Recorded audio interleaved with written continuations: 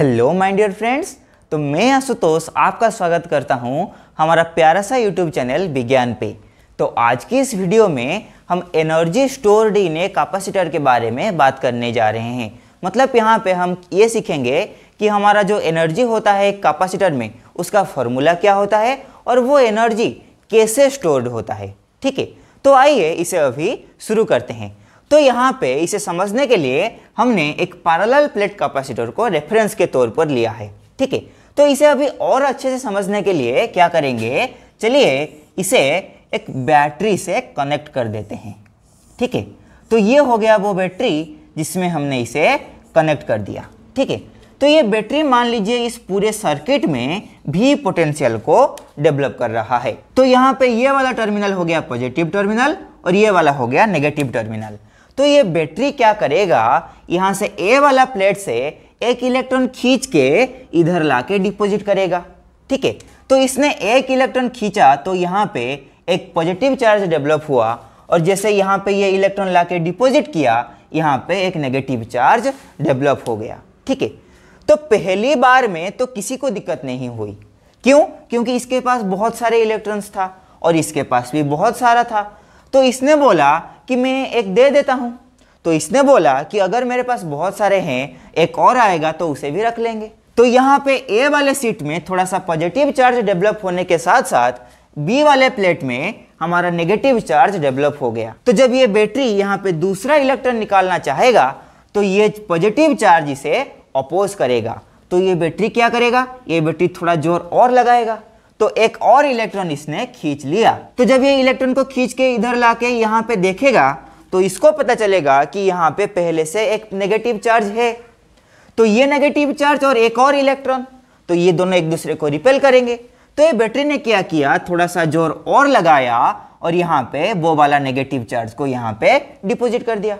ठीक है, तो फिर जब ये तीसरा इलेक्ट्रॉन निकालने जाएगा तो यहाँ पे ये कहानी और टफ होती जाएगी। मतलब यहाँ पे ये जब तीसरा इलेक्ट्रॉन निकालेगा थोड़ा सा टफनेस और बढ़ जाएगा और यहाँ पे फिर से इसने लेके डिपॉजिट कर दिया। तो ऐसे करते करते ये बैटरी यहाँ से बहुत सारे इलेक्ट्रॉन को खींच लिया और यहाँ पे डेवलप हो गया बहुत सारे पॉजिटिव चार्ज। तो सिमिलरली ये बैटरी यहाँ से इलेक्ट्रॉन लेके यहाँ पे डिपॉजिट करना शुरू किया और यहाँ पे डेवलप हो गया हमारा नेगेटिव चार्ज। ठीक है, तो मान लीजिए यहाँ पे डेवलप हुआ हमारा प्लस क्यू चार्ज और यहाँ पे हमारा माइनस क्यू चार्ज। ठीक है, तो यहाँ पे ये बैटरी ने इस दौरान बहुत सारे काम किया है।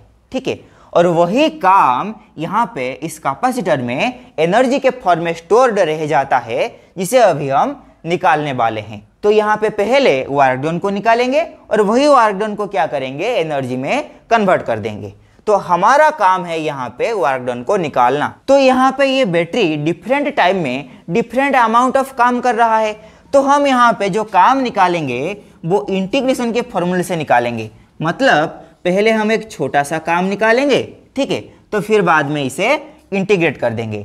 तो यही प्रोसेस यहाँ पे फॉलो करेंगे। तो आइए कुछ केसेस को स्टडी करते हैं। ठीक है, मान लीजिए जब कुछ भी शुरू नहीं हुआ था, मतलब t इक्वल टू 0 पे, यहाँ पे हमारा चार्ज भी नहीं था, मतलब हमारा चार्ज जो था वो 0 था। अगर चार्ज नहीं है यहाँ पे पोटेंशियल भी हमारा 0 आएगा। तो यहाँ पे आप बताइए कि यहाँ पे कैपेसिटेंस कितना होगा। क्या कैपेसिटेंस 0 होगा? कैपेसिटेंस 0 नहीं होगा। क्यों? क्योंकि कैपेसिटेंस हमारा चार्ज और पोटेंशियल पे डिपेंड नहीं करता है, वो डिपेंड करता है हमारा ये प्लेट का शेप एंड साइज में, मतलब डायमेंशन में। ठीक है, तो यहाँ पे हमारा कैपेसिटेंस कितना होगा, वो C ही रहेगा। ठीक है, तो थोड़ी देर बाद हमने t equal to t time में बहुत ही छोटे से टाइम dt के लिए इस वाले सर्किट को ऑब्जर्व किया। तो तभी हमने देखा ये जो बैटरी है ये थोड़ा सा चार्ज dq लेके यहाँ पे डिपॉजिट कर दिया। तो उसके बाद यहाँ पे हमारा क्या हुआ, जो हमने चार्ज देखा वो हमारे पास था स्मॉल q। तो यहाँ पे पोटेंशियल कितना होगा, small q divided by capacitance C।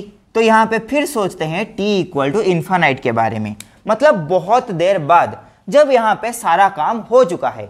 ठीक है, तो तभी क्या होगा, तभी हमने जब इसे देखा तो हमारा चार्ज कितना हुआ है, प्लस क्यू चार्ज यहाँ पे डेवलप हो चुका है और यहाँ पे पोटेंशियल का वैल्यू आएगा कितना, प्लस क्यू बाय कैपेसिटेंस। तो आइए अभी क्या करेंगे, छोटा सा काम को निकालेंगे। तो काम कैसे निकालेंगे, काम को निकालेंगे हमारा पोटेंशियल का फॉर्मूले से। तो पोटेंशियल का फॉर्मूला क्या है, पोटेंशियल का फॉर्मूला है हमारा amount of work done divided by हमने कितना चार्ज को लिया हुआ है। ठीक है, तो यहां पे हमने डी टी टाइम के लिए हमने देखा था कि इसने बहुत छोटा सा amount D Q amount of charge को इसने इधर से इधर ट्रांसफर किया था। तो D Q amount of charge को लेने के लिए इसने छोटा सा काम डी डब्ल्यू भी किया। ठीक है, तो यहां से हमारा डी डब्ल्यू का वैल्यू आ जाएगा, कितना आएगा, वो होगा भी डी क्यू। ठीक है, तो यहां पे क्या होगा, यहां पे डी डब्ल्यू का वैल्यू और क्या आएगा, यहां पे देखिए हमने भी का वैल्यू पता करके रखा है, भी कितना है, क्यू डिवाइडेड बाई सी। तो यहां पे पुट करेंगे, यहां पे पुट करेंगे q divided by c d q. तो यहां पे अभी हमने छोटा सा काम को निकाल लिया है।